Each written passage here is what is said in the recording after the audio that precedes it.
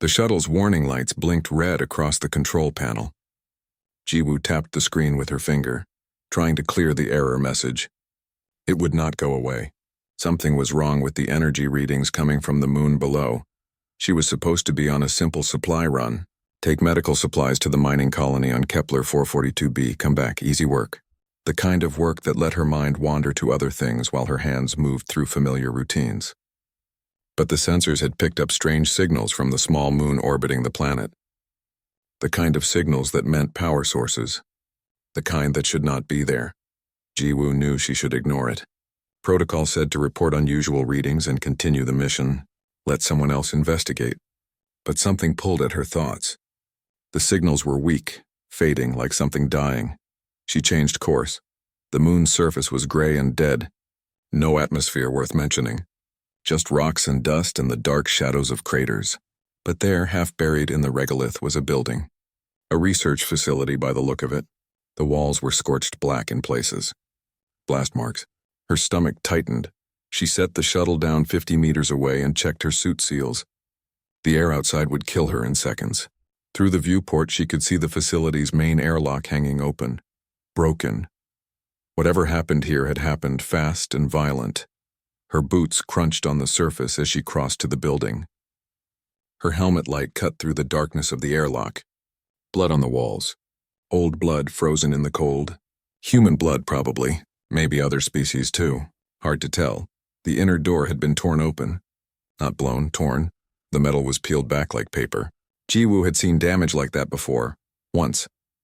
In a training video about the most dangerous species in known space. Rakthor. Her hand moved to the pistol at her hip. Not that it would help much. If an adult Rakthor was still here, she was already dead. Those things could tear through combat armor like it was cloth, but her hand felt better touching the weapon. She moved through the facility slowly, room by room.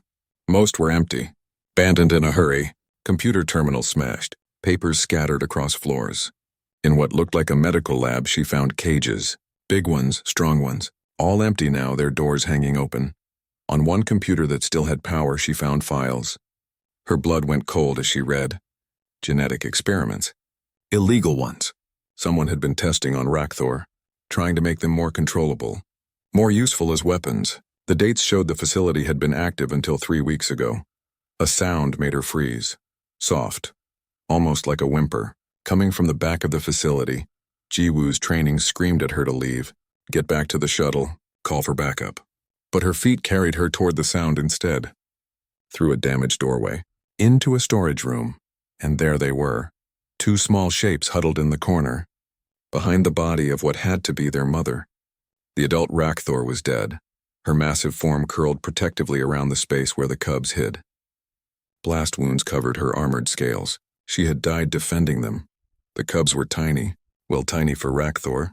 Each one was maybe the size of a large dog. Their scales had not hardened yet. One was gray with darker markings. The other had reddish tones that caught her light. Both were painfully thin. Starving. They looked at her with eyes that held too much intelligence. Too much awareness. These were not mindless beasts. They were children who had watched their mother die, who had been alone in the dark for weeks, slowly starving. Every piece of training Jiwoo had ever received told her what to do. Rakthor were kill on sight, even juveniles, especially juveniles, because they would grow into apex predators that could destroy entire colonies. There were protocols, laws, very clear laws about this exact situation. She reached into her pack instead. The emergency rations were meant for humans, but protein was protein. She broke off a piece and tossed it gently toward the cubs. It landed halfway between them. Neither moved. Jiwoo sat down, slowly, making herself smaller, less threatening. She broke off another piece and ate it herself, chewing obviously, showing it was safe. The reddish cub moved first, creeping forward on its belly, watching her with those 2 smart eyes. It sniffed the food, then grabbed it and retreated quickly. The gray one followed, more cautious. They ate like they were starving. Because they were. Jiwoo fed them the rest of her rations piece by piece, let them come closer each time. By the end, they were eating from her gloved hands. When the food was gone, the cubs looked at her, then at each other. Some kind of silent communication passed between them. The reddish one approached first, tentative. It pressed against Jiwoo's leg. Looking for warmth, the gray one followed. Within moments, both cubs had crawled onto her pack where it lay on the floor, curling up on the warm fabric. Their bioluminescent markings, faint patterns along their scales, began to glow softly. Jiwoo had read that meant contentment. She should have pushed them away. Should have followed protocol. Should have done a lot of things. Instead, she sat there in the dark facility on a dead moon, with 2 apex predator cubs sleeping on her pack. And she made a choice that would change everything. Getting them to the shuttle was easier than expected. They followed her, stayed close, like they had decided she was safe, like they had chosen to trust her. It made her chest hurt in a strange way. She made a nest for them in the cargo bay, blankets and packing material arranged into something like a den. The cubs explored it cautiously, then settled in together. The gray one kept watching her. The red one fell asleep almost immediately. As her shuttle lifted off from the moon, Jiwoo looked at the facility growing smaller below. Someone had done terrible things there, had tried to turn living beings into weapons. And when their experiments went wrong, they had just abandoned everything. Left the cubs to die with their mother. The trip back to Outpost Vanguard 7 would take 6 hours. Jiwoo spent that time watching the cubs, learning their behaviors. The gray one was careful and observant. The red one was bolder, more curious. Both responded to gentle voices, to slow movements, to kindness. She named them during that flight. Ash for the gray one because of his coloring. Ember for the red one because of the warm glow of his markings. They were probably terrible names, but they were hers now and they needed names. The outpost appeared ahead, a bright star against the black. Home. Safety. Jiwoo's hands tightened on the controls. What she was bringing back would cause chaos, fear, maybe panic. Rakthor on a coalition station, even baby ones. It violated so many regulations she had stopped counting. But when she looked back at Ash and Ember, sleeping peacefully in their makeshift den, she knew she could not abandon them. Not after they had chosen to trust her. Not after she had seen the intelligence in their eyes, the capacity for more than violence. Her communicator crackled to life. Station traffic control requesting docking clearance. Standard procedure. She gave them her shuttle ID and waited for approval. The docking bay doors opened. Jiwoo guided her shuttle in, feeling the magnetic locks engage. Through the viewport, she could see the docking crew waiting. Standard procedure. They had no idea what was about to happen. The cargo bay door opened. Jiwoo stepped out first, her hands raised and empty. Behind her, curious about the new sounds and smells, Ash and Ember emerged into the light. For a long moment, nobody moved. The docking crew stared. One of them, a Velcor technician, made a choking sound. Another human, a loadmaster named Kim, reached slowly for his radio. Then alarms started blaring throughout the station, red lights flashing, emergency protocols activating. Security teams would be scrambling, command staff being alerted, all because of 2 small cubs who had crawled onto her pack and decided to trust her. Jiwoo knelt down between Ash and Ember, one hand on each of them, keeping them calm, keeping them close. Security would be here in minutes, her commanding officer shortly after. And then the real fight would begin, but she had already made her choice. Back on that dead moon, in the darkness of an illegal facility, when 2 starving cubs had looked at her with hope in their eyes. She had chosen compassion over protocol. Now she would see if that choice could survive contact with the rest of the galaxy. The conference room felt too small, too cold. Jiwoo sat at the metal table with her hands folded, trying to look calmer than she felt. Across from her, Captain Yoon Hanul studied her with dark, unreadable eyes. He had not spoken in 5 minutes, just sat there reading the report on his tablet. Ash and Ember were locked in a cargo hold 3 decks below. Separated from her. The thought made her stomach twist. They would be scared, confused. They barely knew her, and now she was gone. Would they think she had abandoned them too? Hanul finally looked up. His face showed nothing, but his voice was careful, controlled. The kind of control that meant he was angry. Very angry. Do you understand what you have done, Corporal? Yes, sir. I brought 2 juvenile Rakthor aboard Outpost Vanguard 7. 2 of the most dangerous predators in known space. They are babies, sir. They were starving. They will not stay babies. Hanul set down his tablet. In 6 months, they will be large enough to kill a human with one swipe. In a year, they could tear through combat armor. You know this. You passed the xenobiology requirements. Jiwoo met his eyes. I also know they were left to die in the dark with their dead mother. I know someone was running illegal experiments on them. And I know they chose to trust me when they could have run or attacked. Trust. Haniel said the word like it tasted bad. Corporal, we are receiving demands from 7 different coalition species to have those creatures destroyed immediately. The Velcor delegation is threatening to pull out of the Defense Pact. Do you know why? Because they are afraid. Because Rakthor destroyed 3 Velcor colonies, killed over 2 million beings. That kind of fear has reasons, Corporal. Jiwoo's hands tightened on the table. Adult Rakthor did that. Adults who were probably raised in the same kind of terrible conditions I found Ash and Ember in. What if we could change that? What if, Hanul interrupted, you are wrong. What if genetics determine their nature, not environment? What if, 6 months from now, those cubs turn on you? Turn on this crew? The door opened before Jiwoo could answer. A woman in a white lab coat entered, carrying a data pad and looking excited despite the tension in the room. Dr. Choi Da-yoon, the ship's xenobiologist. She barely glanced at Hanul before speaking. Captain, you need to see this. The behavioral data from the cubs is extraordinary. They are displaying social bonding patterns I have never seen in any recorded Rakthor specimen. Hanul's expression did not change. Doctor, I did not request. Look at this. Da-un turned her pad so they could both see. Video footage from the cargo hold. Ash and Ember curled together in the corner.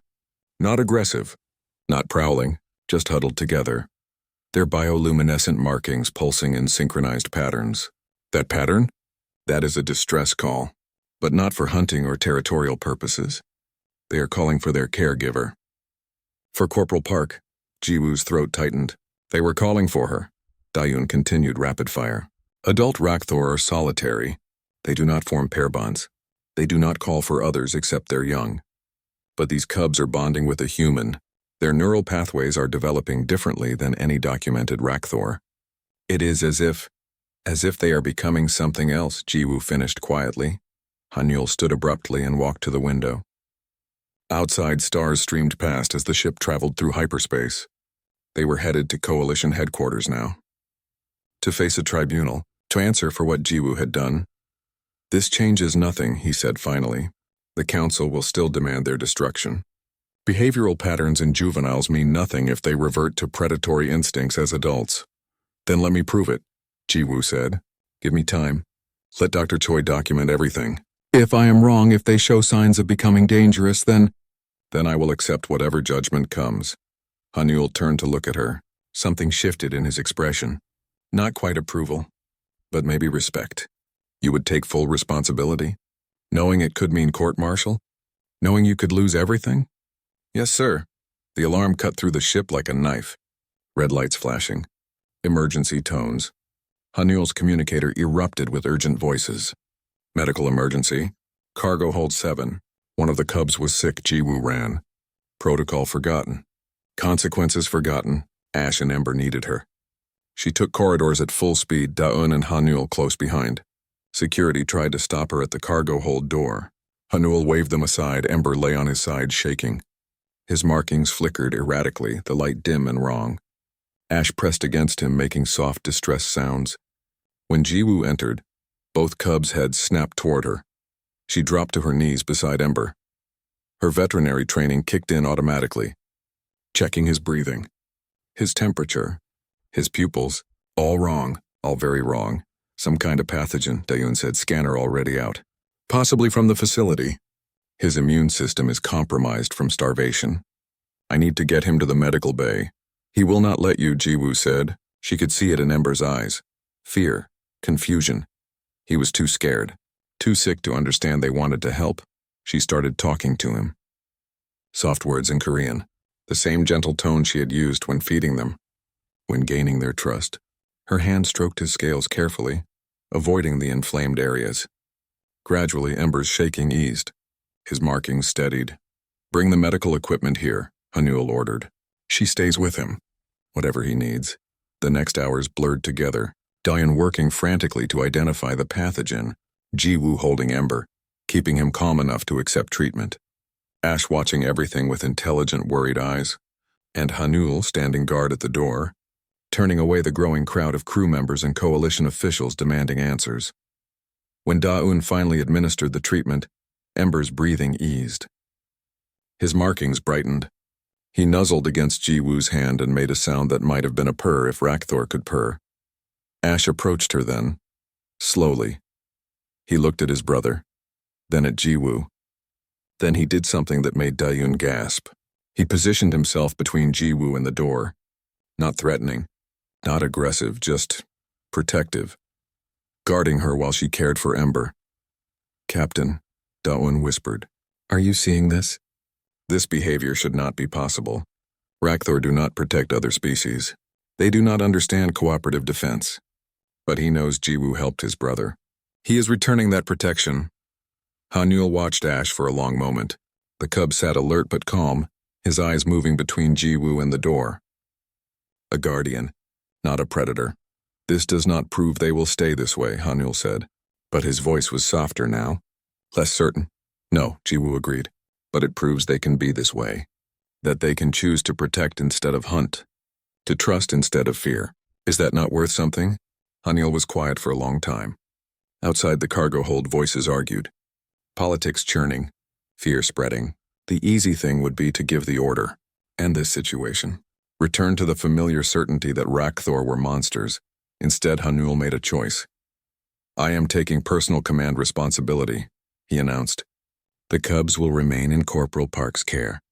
We will continue to Coalition headquarters. Dr. Choi will document everything, and I will present our findings to the council myself." Da-Un looked shocked. "Captain, they will hold you responsible if anything goes wrong." "I know." Hanul looked at Ji-Woo, still holding the sick cub, with the other cub standing guard. "But the corporal is right. If we destroy them without trying, without understanding what they could become, then we are no better than whoever ran those experiments. We are just afraid." Ji-Woo felt something in her chest loosen. Relief, gratitude, hope. "Thank you, sir."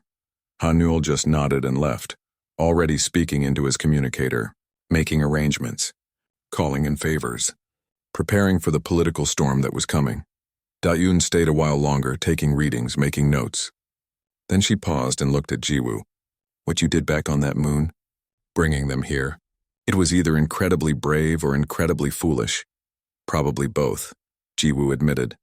"Well, for what it is worth, I think it might be the most important thing anyone has done in xenobiology in a century. If this works, if we can prove environment shapes them more than genetics." Da-Un trailed off, but her eyes were bright with possibility. After everyone left, Ji-Woo sat with both cubs. Ember was sleeping peacefully now, his breathing steady. Ash had finally relaxed his guard, curling up beside his brother. But his eyes stayed on Ji-Woo, watching, trusting. She thought about Hanul's question. What if she was wrong? What if this all ended in tragedy? What if the cubs did turn on her, on everyone? But then she remembered their eyes in the darkness of that facility. The choice they had made to trust when they could have hidden or fled. The way Ash had stood guard while she healed Ember. These were not mindless beasts. They were individuals. They were capable of more. Ji-Woo just had to prove it to the galaxy, before fear and politics decided their fate. The ship hummed around her, carrying them all toward Coalition headquarters. Toward judgment. Toward whatever came next. But for now, in this moment, two cubs slept peacefully, trusting the human who had chosen compassion over fear, and Ji-Woo would protect that trust with everything she had. Concordia Station hung in space like a massive jewel. Thousands of lights sparkled across its surface. Ships came and went constantly.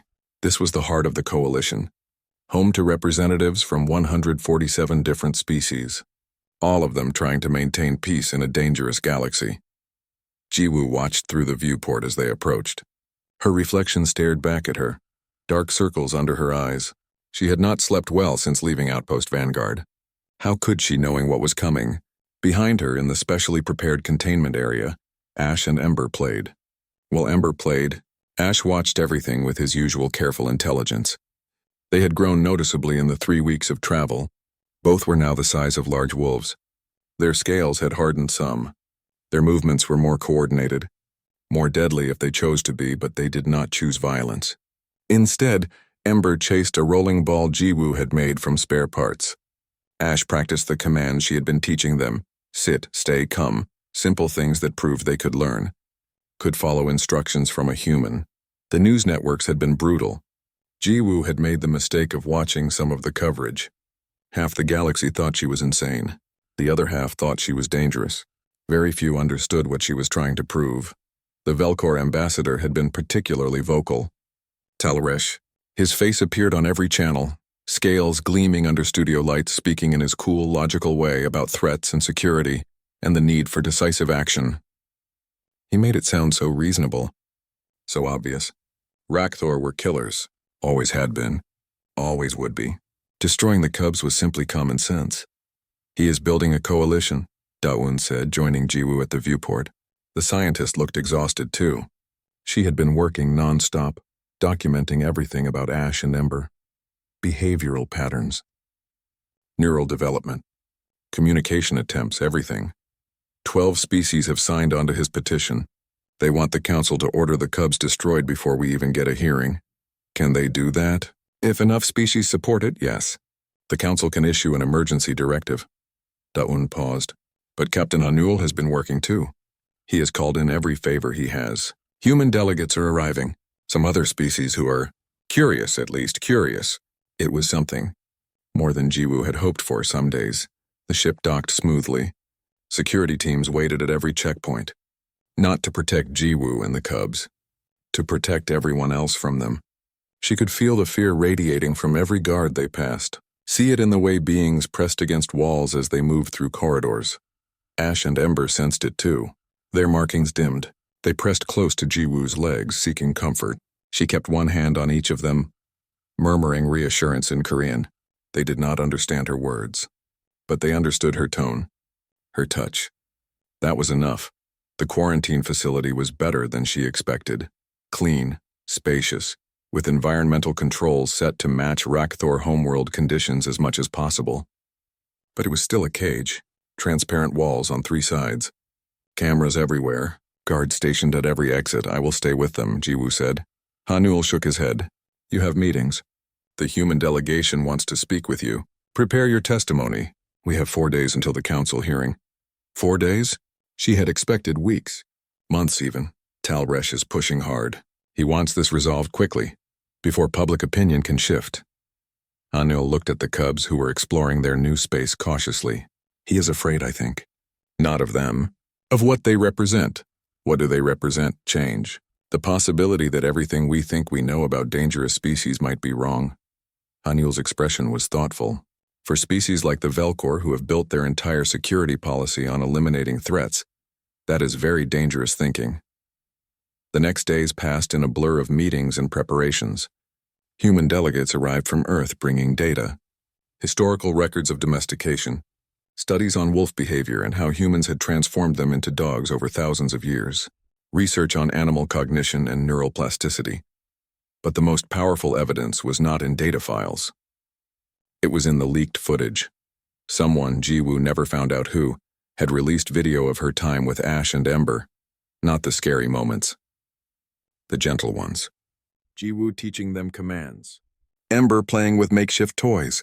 Ash resting his head on her lap while she read reports. The Cubs' bioluminescent markings glowing in patterns that xenolinguists were frantically trying to decode. The footage went viral across the galactic network. Billions of beings watched these supposed monsters display something that looked remarkably like joy, like affection, like trust. Public opinion began to shift. Not everywhere, not even most places, but enough to make the council hesitate. Enough to make Talresh's confident statements sound less certain. Jiwoo spent every free moment with the Cubs. They were growing so fast, learning so quickly. Ember had figured out how to open the food dispenser.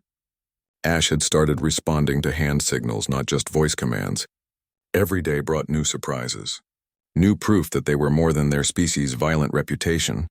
But Jiwoo also saw the other side. The way Ash tracked moving objects with perfect predator focus. The strength in Ember's jaws when he played with his toys. The speed they could move when startled. They were still Rakthor, still apex predators. The capacity for violence was there. Would always be there. The question was whether capacity meant destiny. The night before the hearing, Ji-woo could not sleep. She sat in the quarantine facility watching Ash and Ember rest. Their breathing was synchronized. Their markings pulsed in gentle rhythms. They looked peaceful, innocent.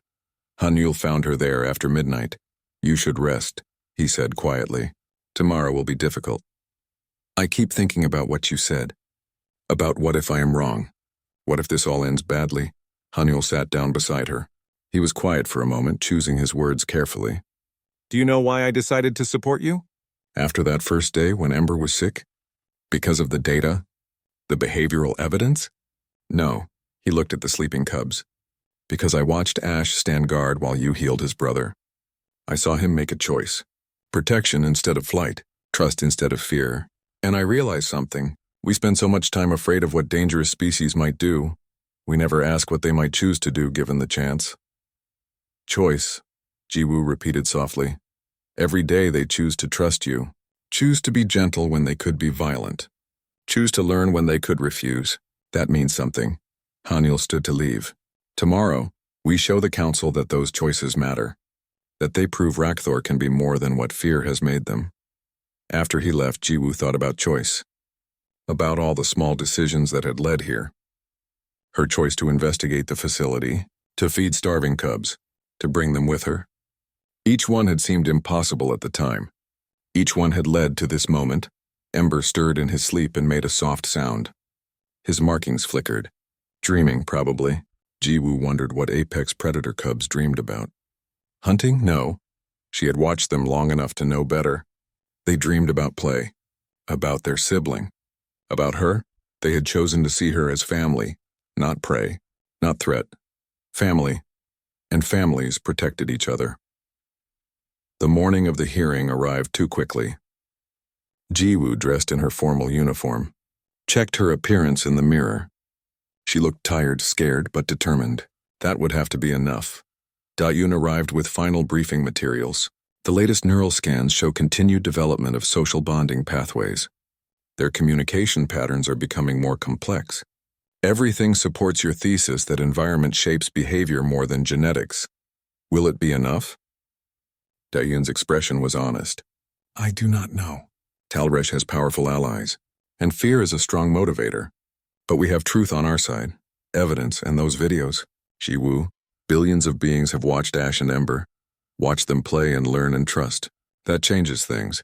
The Grand Council chamber was overwhelming. Tier upon tier of seats rising up in a vast semicircle. Representatives from every coalition species present, either physically or via hologram. At the center, the council elders. 7 beings chosen to speak for the entire galaxy's interests. Ji-woo stood in the presentation area, feeling very small. Hanyul and Dune flanked her. Behind them, in a reinforced containment field, Ash and Ember waited. The cubs were restless, uncomfortable with the crowd and noise. But they stayed calm, trusting Ji-woo even here. Talresh spoke first. His voice was smooth, reasonable. He presented casualty figures from Rakthor attacks, genetic analysis showing predatory adaptations, expert testimony declaring the species irredeemable. It was a thorough, logical argument for why Ash and Ember should die. Ji-woo listened and felt her hope fading. How could she argue against numbers? Against science? Against the weight of history? Then it was her turn to speak. She stepped forward, and the entire galaxy watched. I am not a politician, she began. I am not a scientist. I am just a soldier who found 2 starving cubs and made a choice.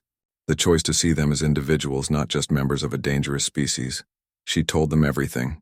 The facility, the experiments, the dead mother, the moment of trust when the cubs had approached her.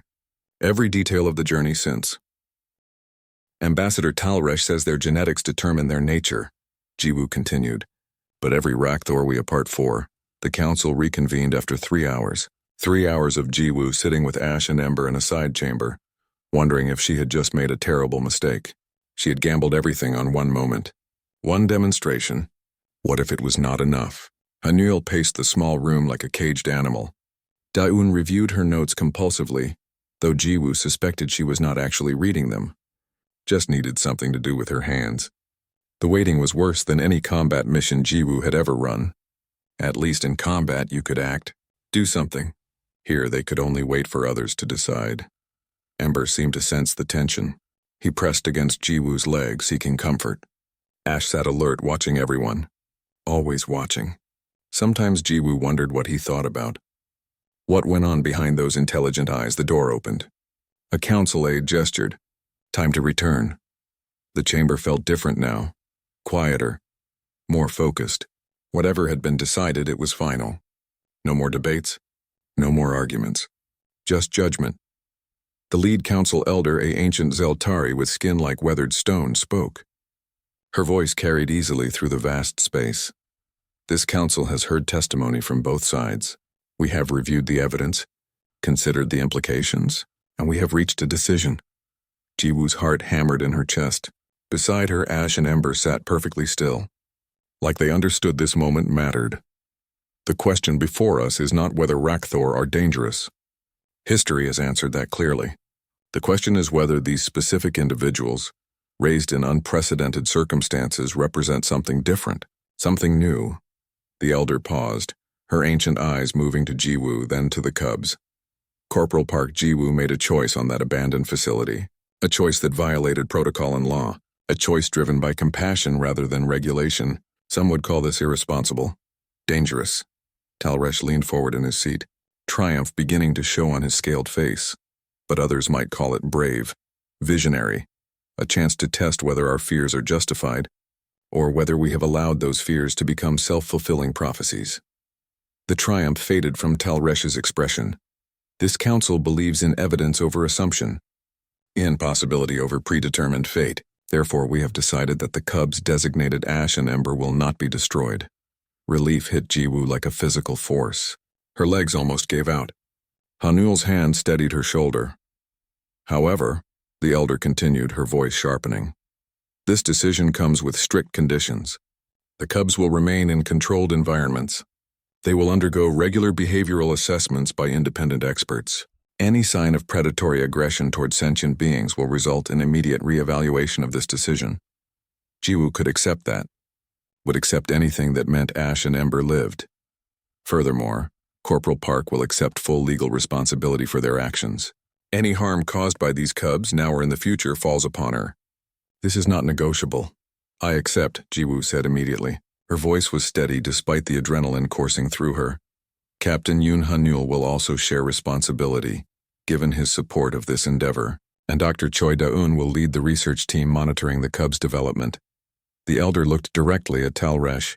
Ambassador, your concerns are noted and respected. We understand the trauma your species has suffered, but we cannot allow fear to prevent exploration of possibilities. This experiment will proceed under careful supervision. If you are correct about Rakthor nature, evidence will emerge. If Corporal Park is correct, we may discover something that changes our understanding of dangerous species forever. Talresh stood, his movements sharp with controlled anger. This council makes a grave mistake. When those creatures turn on their keeper, as they inevitably will, remember that you were warned. He left the chamber, several other delegates following. But more stayed, many more, watching with curiosity, with hope, with the beginning of belief that maybe, just maybe, things could be different. The council session ended. Media descended immediately. Questions shouted from every direction. How did Jiwoo feel? What were her plans? Did she truly believe Rakthor could change?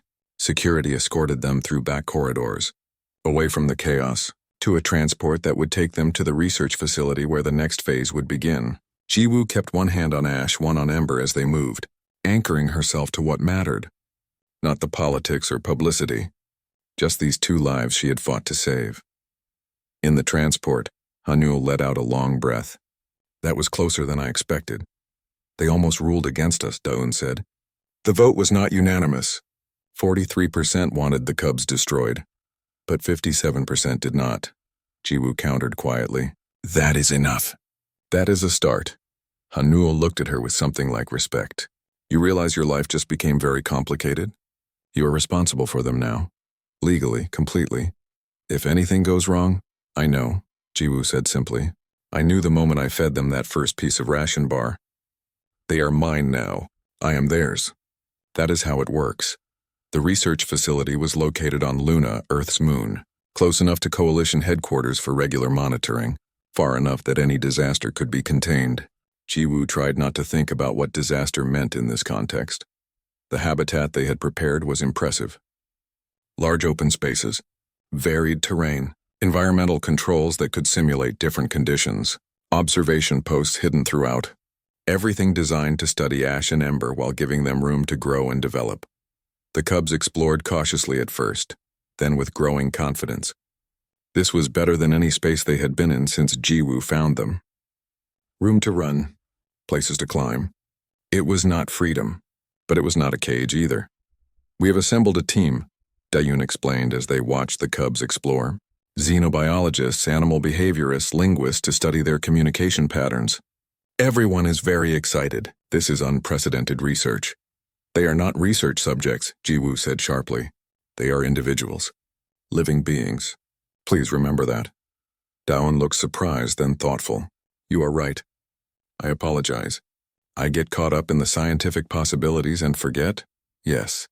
Individuals. I will make sure the team understands that. Over the following weeks, routine established itself. Jiwoo spent every day with Ash and Ember, teaching them, playing with them, learning their developing language of light and sound. The research team observed and documented, but Jiwoo insisted on being the primary caregiver. These were her cubs, her responsibility, and they were growing. Fast. Both were now the size of small bears. Their scales had hardened to proper armor. Their strength was becoming obvious. When Ember played too rough, he could knock Jiwoo off her feet easily. When Ash grabbed something, his jaws could crush metal, but they learned control, learned gentleness. Jiwoo taught them how to modulate their strength, how to play without hurting, how to use their natural abilities in constructive ways. The bioluminescent patterns became more complex. Dayun's team made breakthrough after breakthrough in understanding them. What had seemed like random light displays were actually sophisticated communication. Ash and Ember were talking to each other, and increasingly trying to talk to Jiwoo. One evening, 3 months into their stay at the facility, something changed. Jiwoo was sitting with both cubs when Ash's markings began to glow in a new pattern. Slow, deliberate pulses. Ember's markings responded, creating a rhythm. Then both sets of lights oriented toward Jiwoo. Dayun, monitoring from the observation post, gasped. Jiwoo, do not move. They are trying to communicate something specific. This is incredible. The pattern continued, repeating. Ash would pulse, then Ember, then both together, always orienting toward Jiwoo. After several minutes, they stopped and looked at her expectantly. What did they say? Jiwoo asked. Daon's voice was thick with emotion. Based on the patterns we have documented and comparing to what we know of Rakthor maternal communication, Jiwoo, I think they just called you mother, or the closest equivalent in their language. Pack leader, protect her family. Jiwoo felt her eyes burn. She reached out, placing a hand on each cub's head. They leaned into her touch, markings pulsing gently. Contentment, trust, love, if such things could cross species boundaries. Yes, she whispered. Family.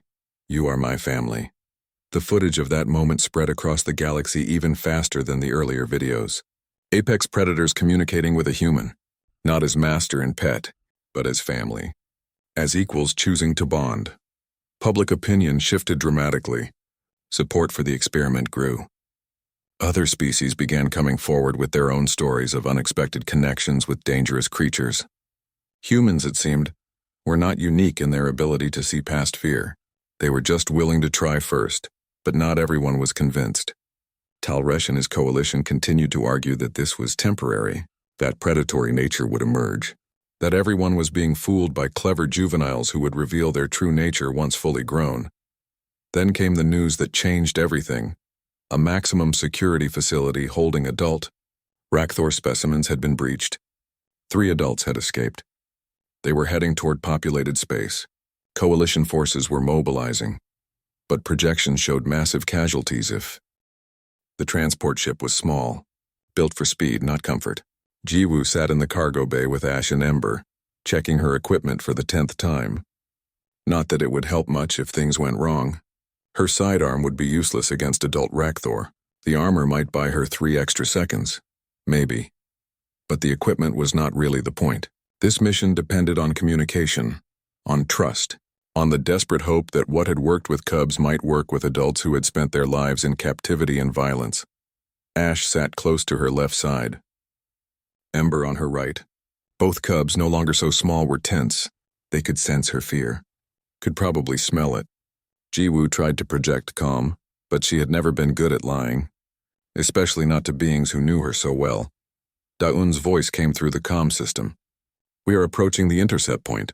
The Rakthor vessel is 20 minutes out. Coalition fleet is holding position at the agreed distance. 20 minutes. Jiwoo closed her eyes and focused on breathing. In, out, in, out. The meditation techniques they taught in basic training. Not that they helped much when you were about to potentially die. Ember made a soft questioning sound. His markings flickered in the pattern Jiwoo had learned meant concern, worry. She placed her hand on his armored head. "It will be okay," she said in Korean, a lie probably, but a comforting one. "We stay together. We protect each other. That is what family does." Ash's markings pulsed, the pattern that meant agreement, understanding.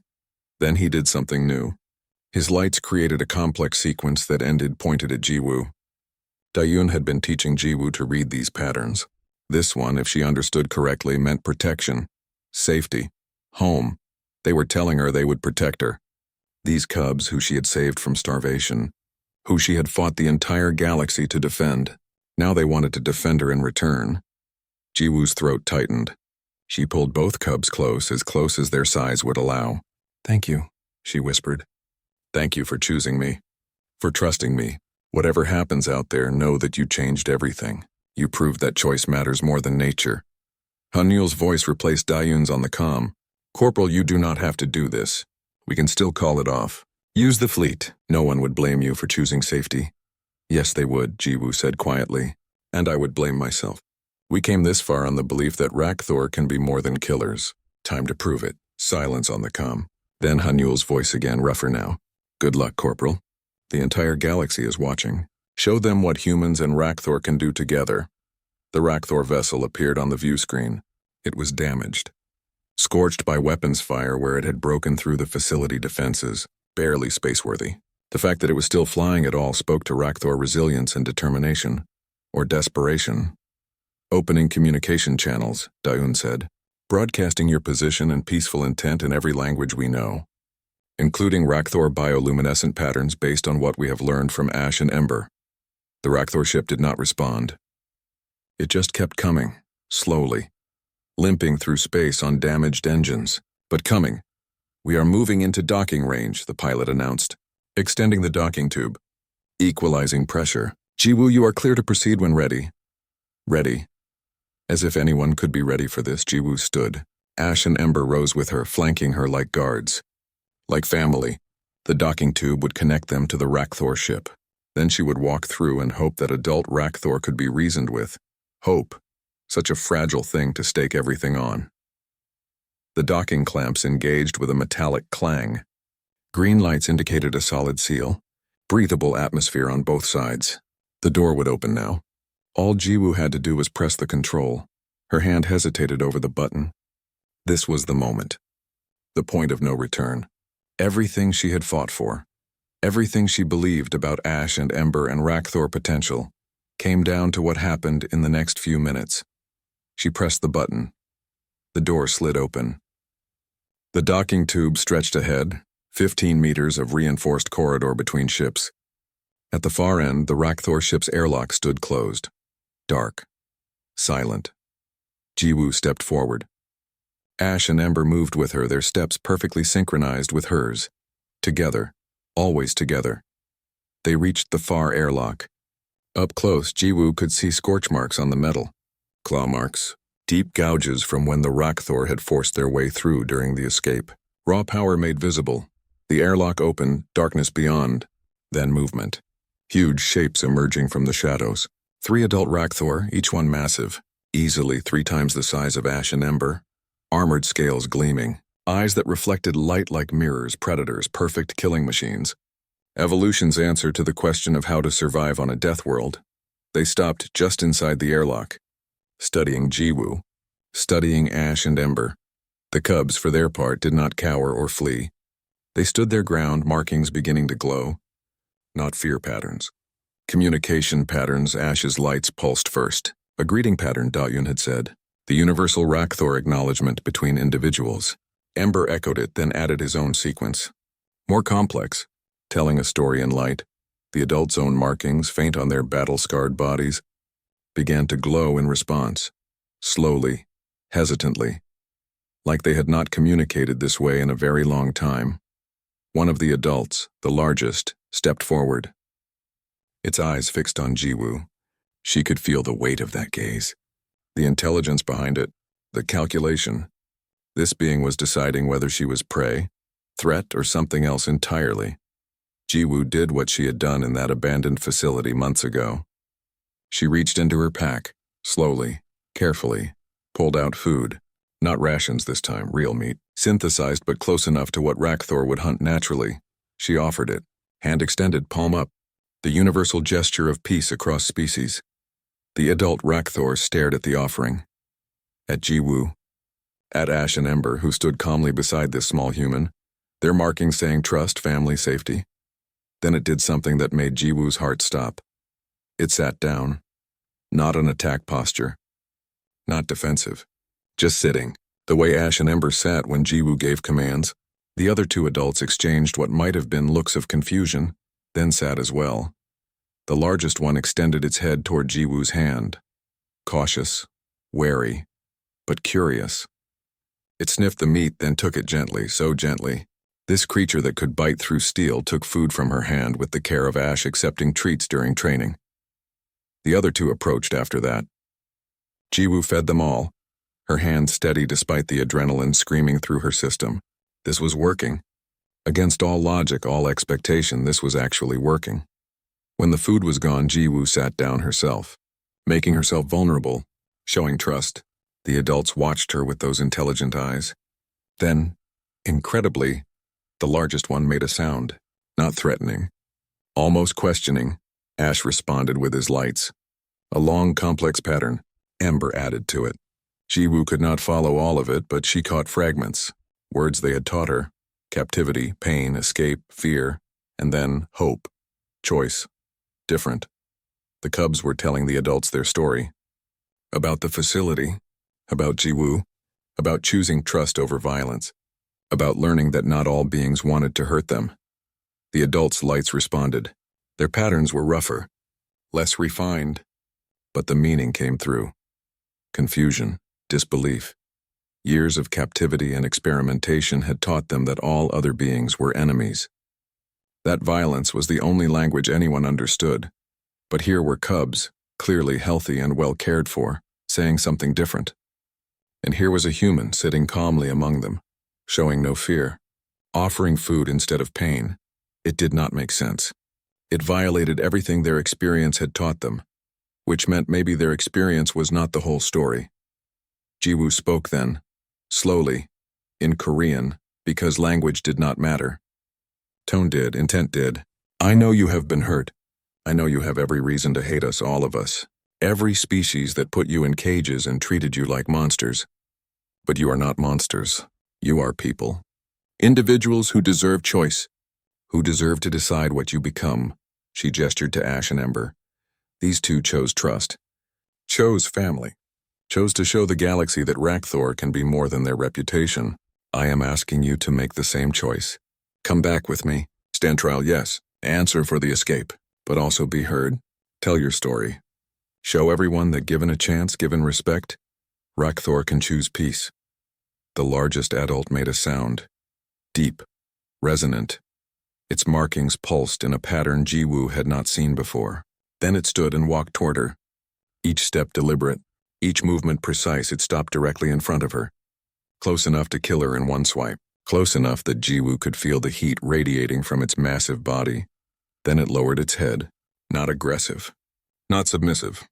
Something else. Recognition, perhaps. Respect. And its markings pulsed in the same pattern Ash and Ember used. The one that meant family. Jiwoo reached out slowly and placed her hand on the adult's armored head. It was warm. Alive. Trusting in this moment despite everything that had been done to it. Thank you, she whispered. Thank you for giving peace a chance. The return journey took 2 days. 2 days of Jiwoo living among adult Rakthor, learning their patterns, building trust,